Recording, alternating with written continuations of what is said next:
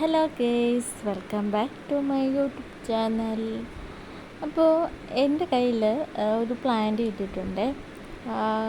കഴിഞ്ഞ ഒരിടയ്ക്ക് നമ്മുടെ ഇതിൽ ഒരു പെട്ടിയോട്ടയിൽ ഇതുപോലെ ചെടിയും കൊണ്ട് പോയപ്പോൾ ഞാൻ ഇറങ്ങി ചെന്ന് നോക്കിയപ്പോൾ അത്യാവശ്യം നല്ല വിലക്കുറവിൽ എനിക്ക് ആ ഒരു പ്ലാന്റ് കിട്ടി കേട്ടോ. അപ്പോൾ അതിൻ്റെ നെയിമോ ഒന്നും എനിക്കറിയത്തില്ല. ഞാൻ പിന്നെ ഗൂഗിളിൽ നോക്കിയപ്പോൾ അരേക്ക പാം എന്ന് ആണ് ആ ഒരു പ്ലാന്റിൻ്റെ നെയിം.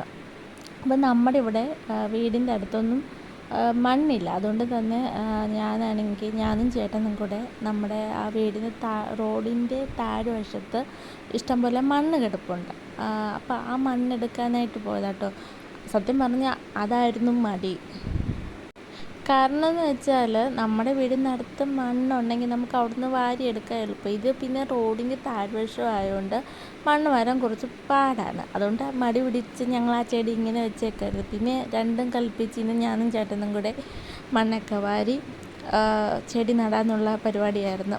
ആദ്യമേ ഞാൻ മണ്ണ് വാരുന്ന കണ്ടപ്പോഴേ ചേട്ടൻ പറഞ്ഞു, നീ ഇനിയും കോരണ്ട, ഇനി ഞാൻ മണ്ണ് വാരിക്കൊള്ളാം എന്ന് പറഞ്ഞു. പിന്നെ ചേട്ടനായിരുന്നു കേട്ടോ മണ്ണ് വാരിയത്. ഞാൻ ഒറ്റ ഒരു റൗണ്ടേ മാത്രമേ മണ്ണ് വാരിയിട്ടുള്ളൂ.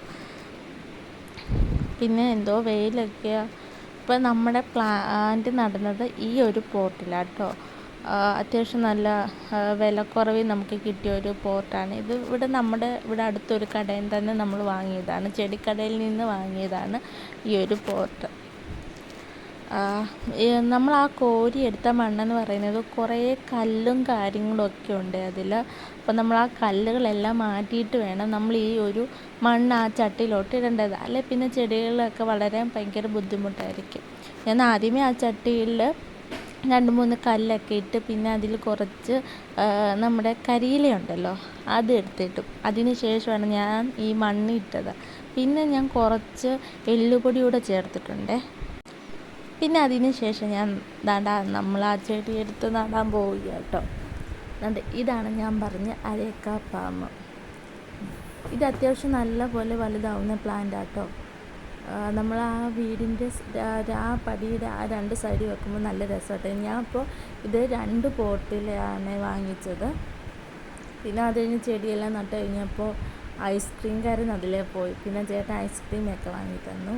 അപ്പോൾ ഇന്നത്തേക്ക് ഇത്രയേ ഉള്ളൂ. ബായ്.